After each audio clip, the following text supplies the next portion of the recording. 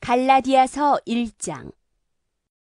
사람들이 시켜서 사도가 된 것도 아니요 사람이 맡겨서 사도가 된 것도 아니요 예수 그리스도께서 그리고 그분을 죽은 사람들 가운데서 살리신 하나님 아버지께서 임명하심으로써 사도가 된 나 바울이 나와 함께는 모든 믿음의 식구와 더불어 갈라디아에 있는 여러 교회에 이 편지를 씁니다. 우리 아버지 하나님과 주 예수 그리스도께서 내려주시는 은혜와 평화가 여러분에게 있기를 빕니다. 예수 그리스도께서는 하나님 우리 아버지의 뜻을 따라 우리를 이 악한 세대에서 건져주시려고 우리의 죄를 대속하기 위하여 자기 몸을 바치셨습니다. 하나님께 영광이 영원 무궁하도록 있기를 빕니다. 아멘. 여러분을 그리스도의 은혜 안으로 불러주신 분에게서 여러분이 그렇게도 빨리 떠나 다른 복음으로 넘어가는 데는 나는 놀라지 않을 수 없습니다. 실제로 다른 복음이 있는 것은 아닙니다. 다만 몇몇 사람이 여러분을 교란시켜서 그리스도의 복음을 왜곡시키려고 하는 것뿐입니다. 그러나 우리들이나 또는 하늘에서 온 천사일지라도 우리가 여러분에게 전한 것과 다른 복음을 여러분에게 전한다면 마땅히 저주를 받아야 합니다. 우리가 전에도 말하였지만 이제 다시 말합니다.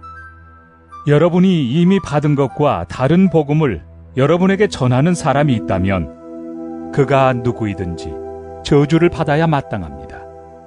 내가 지금 사람들의 마음을 기쁘게 하려 하고 있습니까? 아니면 하나님의 마음을 기쁘게 해드리려 하고 있습니까? 아니면 사람의 환심을 사려고 하고 있습니까? 내가 아직도 사람의 환심을 사려고 하고 있다면 나는 그리스도의 종이 아닙니다. 형제 자매 여러분, 내가 여러분에게 밝혀드립니다. 내가 전한 복음은 사람에게서 비롯된 것이 아닙니다. 그 복음은 내가 사람에게서 받은 것도 아니요 배운 것도 아니요 예수 그리스도의 나타나심으로 받은 것입니다. 내가 전에 유대교에 있을 적의 한 행위가 어떠하였는가를 여러분이 이미 들은 줄 압니다. 나는 하나님의 교회를 몹시 박해하였고 또 아주 없애버리려고 하였습니다. 나는 내 동족 가운데서 나와 나이가 같은 또래 많은 사람보다 유대교 신앙에 앞서 있었으며 내 조상들의 전통을 지키는 일에도 훨씬 더 열성이었습니다.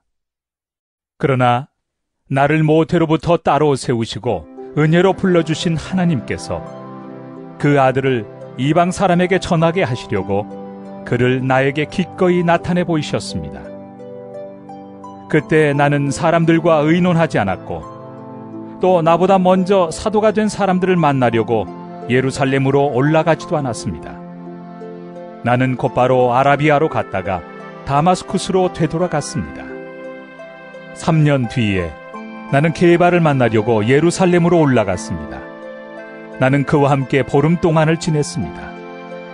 그러나 나는 주님의 동생 야고보밖에는 사도들 가운데 아무도 만나지 않았습니다. 내가 여러분에게 쓰는 이 말은 하나님 앞에 맹세코 거짓말이 아닙니다. 그 뒤에 나는 시리아와 길리기아 지방으로 갔습니다. 그래서 나는 유대 지방에 있는 그리스도의 교회들에게는 얼굴이 알려져 있지 않았습니다. 그들은 다만 전에 우리를 박해하던 그 사람이 지금은 그가 전에 없애버리려고 하던 그 믿음을 전한다 하는 소문을 들을 따름이었습니다. 그래서 그들은 나를 두고 하나님께 줄곧 영광을 돌렸습니다. 갈라디아서 2장. 그 다음에 14년이 지나서 나는 바나바와 함께 디도를 데리고 다시 예루살렘으로 올라갔습니다. 내가 거기에 올라간 것은 계시를 따른 것이었습니다. 나는 이방 사람들에게 전하는 복음을 그들에게 설명하고 유명한 사람들에게는 따로 설명하였습니다. 그것은 내가 달리고 있는 일이나 지금까지 달린 일이 헛되지 않게 하려고 한 것입니다. 나와 함께 있는 디도는 그리스 사람이지만 할례를 강요받지 않았습니다. 몰래 들어온 거짓 신도들 때문에 할례를 강요받는 일이 있었던 것입니다. 그들은 우리를 노예로 만들고자 하여 그리스도 예수 안에서 누리는 우리의 자유를 엿보려고 몰래 끼어든 자들입니다. 우리는 그들에게 잠시도 굴복하지 않았습니다. 그것은 복음의 진리가 언제나 여러분과 함께 있게 하려고 한 것입니다. 그 유명하다는 사람들로부터 나는 아무런 제한도 받지 않았습니다. 그들이 어떤 사람들이든지 나에게는 아무 상관이 없습니다. 하나님께서는 사람을 겉모양으로 판단하지 않으십니다. 그 유명한 사람들은 나에게 아무런 제한을 하지 않았습니다. 도리어 그들은 베드로가 할례 받은 사람에게 복음을 전하는 일을 맡은 것과 같이 내가 할례 받지 않은 사람에게 복음을 전하는 일을 맡은 것을 알게 되었습니다. 그들은 베드로에게는 할례 받은 사람에게 복음을 전하게 하시려고 사도직을 주신 분이 나에게는 할례 받지 않은 사람에게 복음을 전하게 하시려고 사도직을 주셨다는 사실을 깨달았습니다. 그래서 기둥으로 인정받는 야고보와 게바와 요한은 하나님이 나에게 주신 은혜를 인정하고 나와 바나바에게 오른손을 내밀어서 친교의 악수를 하였습니다. 그렇게 하여 우리는 이방 사람에게로 가고 그들은 할례 받은 사람에게로 가기로 하였습니다. 다만 그들이 우리에게 바란 것은 가난한 사람을 기억해 달라고 한 것인데 그것은 바로 내가 마음을 다하여 해오던 일이었습니다. 그런데 게바가 안디옥에 왔을 때 잘못한 일이 있어서 나는 얼굴을 마주보고 그를 나무랐습니다. 그것은 게바가 야고보에게서 몇몇 사람이 오기 전에는 이방 사람들과 함께 음식을 먹다가 그들이 오니 할례 받은 사람들을 두려워하여 그 자리를 떠나 물러난 일입니다. 나머지 유대 사람들도 그와 함께 위선을 하였고 마침내는 바나바까지도 그들의 위선에 끌려갔습니다. 나는 그들이 복음의 진리를 따라 똑바로 걷지 않는 것을 보고 모든 사람 앞에서 게바에게 이렇게 말하였습니다. 당신은 유대 사람인데도 유대 사람처럼 살지 않고 이방 사람처럼 살면서 어찌하여 이방 사람들어 유대 사람이 되라고 강요합니까? 우리는 본디 유대 사람이요 이방인 출신의 죄인이 아닙니다. 그러나 사람이 율법을 행하는 행위로 의롭게 되는 것이 아니라 예수 그리스도를 믿는 믿음으로 의롭게 되는 것임을 알고 우리도 그리스도 예수를 믿은 것입니다.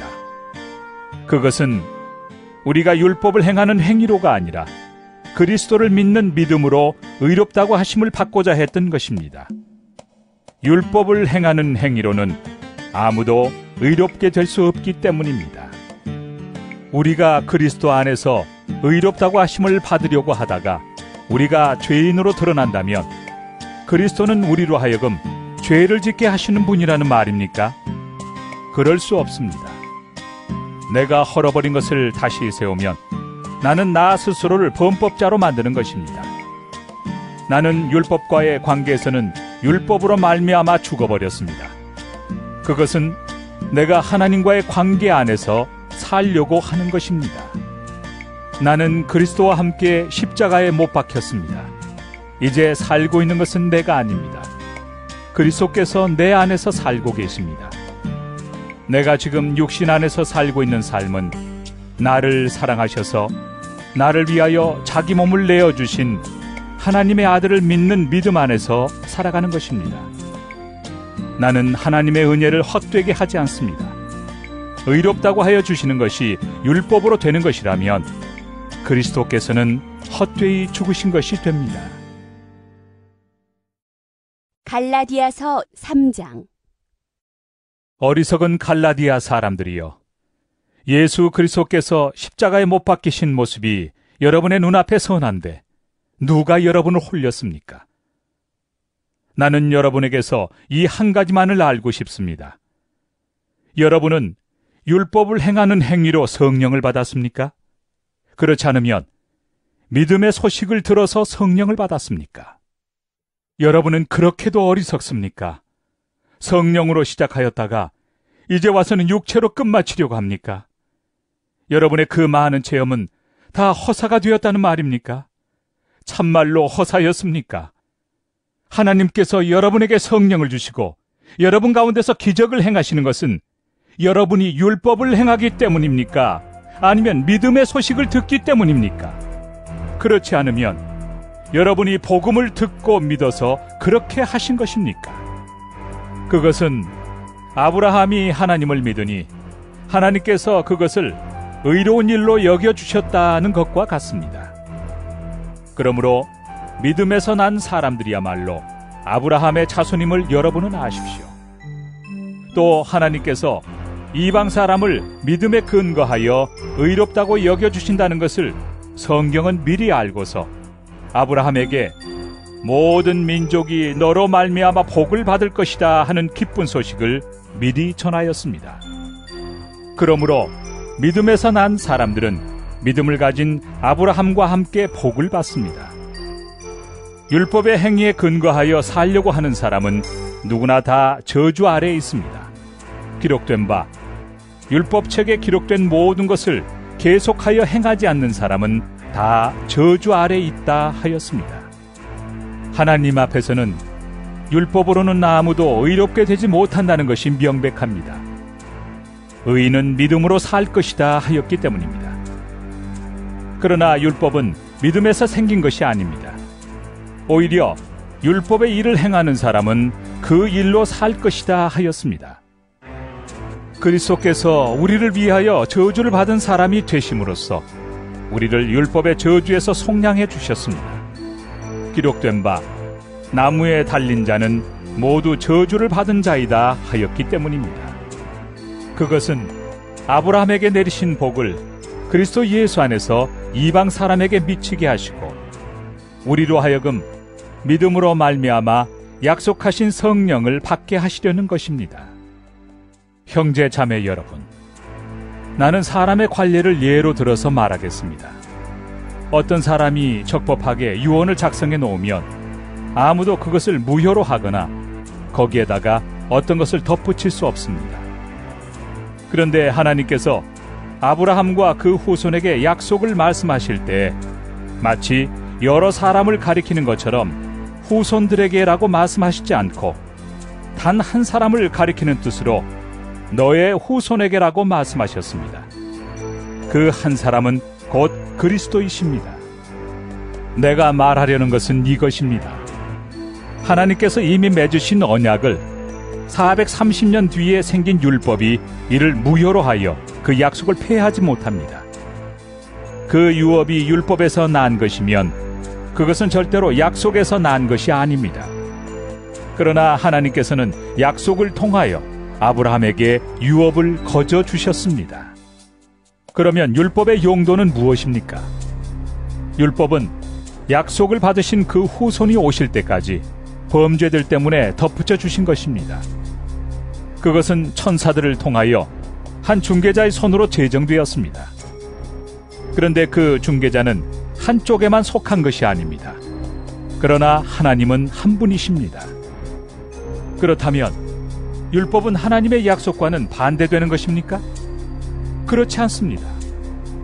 그 중개자가 준 율법이 생명을 줄 수 있는 것이었다면 의롭게 됨은 분명히 율법에서 생겼을 것입니다. 그러나 성경은 모든 것이 죄 아래 갇혔다고 말합니다.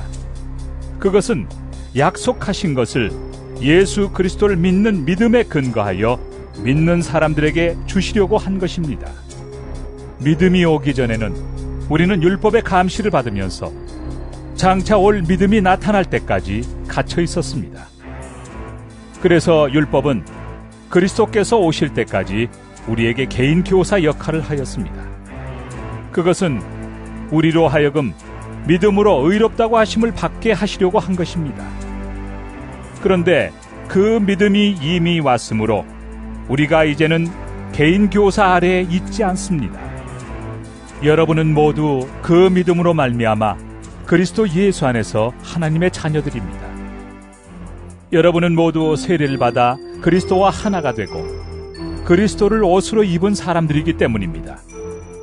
유대 사람도 그리스 사람도 없으며 종도 자유인도 없으며 남자와 여자가 없습니다. 여러분 모두가 그리스도 예수 안에서 하나이기 때문입니다. 여러분이 그리스도께 속한 사람이면 여러분은 아브라함의 후손이요 약속을 따라 정해진 상속자들입니다. 갈라디아서 4장. 내가 또 말합니다.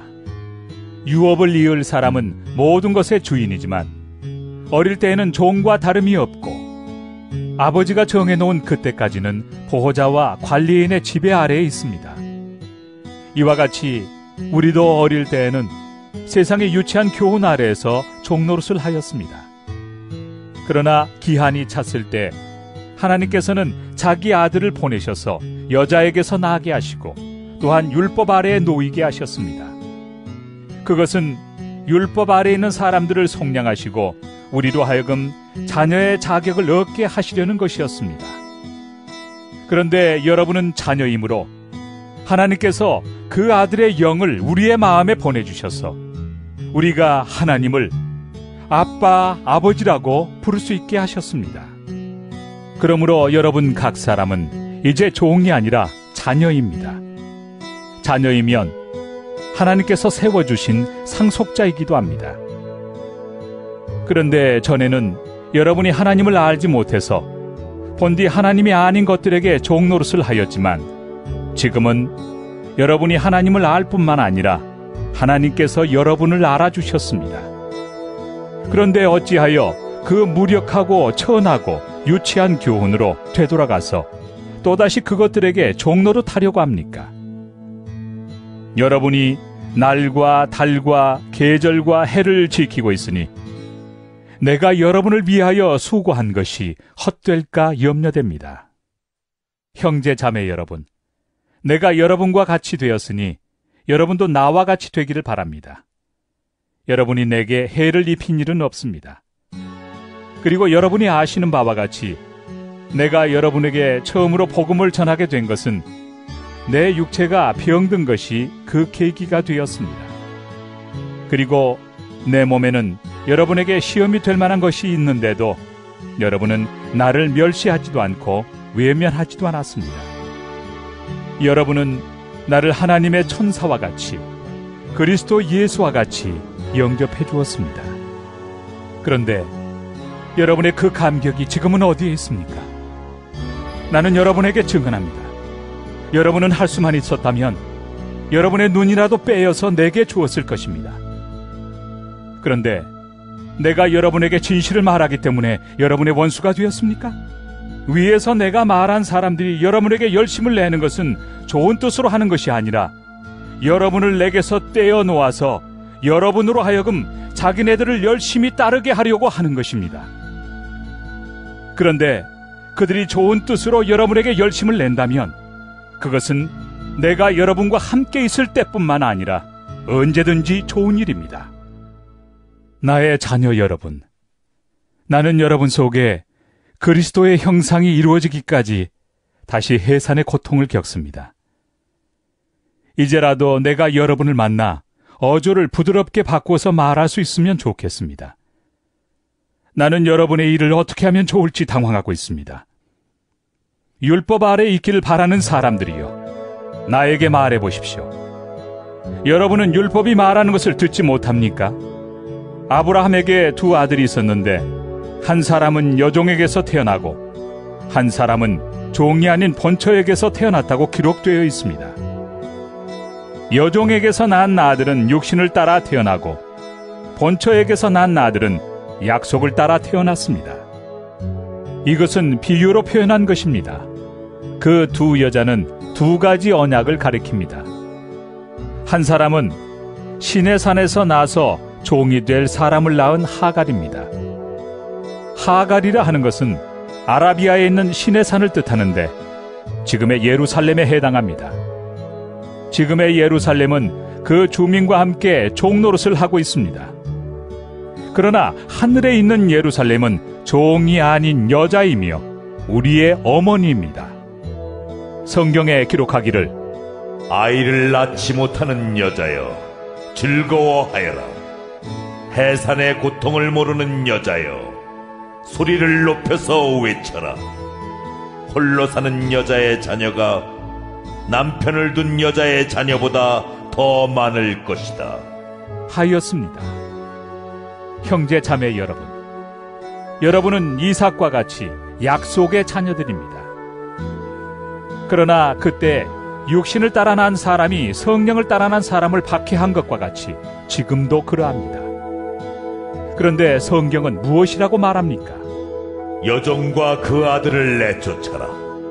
여종의 아들은 절대로 종이 아닌 본처의 아들과 함께 유업을 받지 못할 것이다 하였습니다. 그러므로 형제 자매 여러분, 우리는 여종의 자녀가 아니라 자유를 가진 여자의 자녀입니다. 갈라디아서 5장. 그리스도께서 우리를 해방시켜 주셔서 자유를 누리게 하셨습니다. 그러므로 굳게 서서 다시는 종살이의 멍에를 매지 마십시오. 나 바울이 여러분에게 말합니다.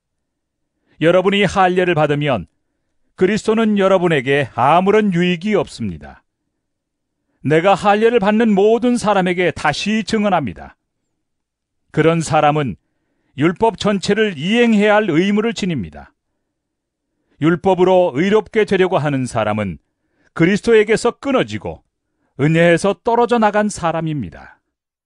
그러나 우리는 성령을 힘입어서 믿음으로 의롭다고 하심을 받을 소망을 간절히 기다리고 있습니다. 그리스도 예수 안에서는 할례를 받거나 안 받는 것이 문제가 되는 것이 아닙니다. 가장 중요한 것은 믿음이 사랑을 통하여 일하는 것입니다. 여러분은 지금까지 잘 달려왔습니다. 그런데 누가 여러분을 가로막아서 진리를 따르지 못하게 하였습니까? 그런 꾀임은 여러분을 부르신 분에게서 나온 것이 아닙니다. 적은 누룩이 반죽 전체를 부풀게 합니다. 나는 여러분이 다른 생각을 조금도 품지 않으리라는 것을 주님 안에서 확신합니다. 그러나 여러분을 교란시키는 사람은 누구든지 심판을 받을 것입니다. 형제 자매 여러분, 내가 아직도 할례를 전한다면 어찌하여 아직도 박해를 받겠습니까?